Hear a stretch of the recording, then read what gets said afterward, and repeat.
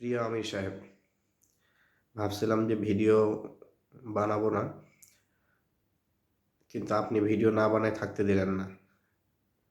আপনি যে ধরনের বক্তব্য দেওয়া শুরু করছেন যে আপনারা 1971 সালে বুক চিতিয়ে যুদ্ধ করছেন, মানে এখন ব্যাপারটা এমন হয়ে যাচ্ছে যে জামাত ইসলাম নতুন করে আর একটা মুক্তিযুদ্ধের ইতিহাস লিখবে।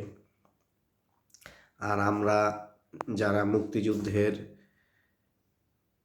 পক্ষের লোক, যারা মুক্তিযুদ্ধকে ধারণ করি, লালন করি, বাংলাদেশকে লালন করি, তারা আমরা দেখব নতুন একটা ইতিহাস পড়ব। ভাই, আপনারা কোথায় মুক্তিযুদ্ধ করলেন? পাকিস্তানের হয়ে, তাই না? এই ইতিহাস আপনারা আবার নতুন করে রচনা করবেন আর আমরা এটা পড়ব। ভাই, মানুষকে আর কত বোকা বানাবেন আপনারা? একটা লিমিট থাকে, বুঝছেন?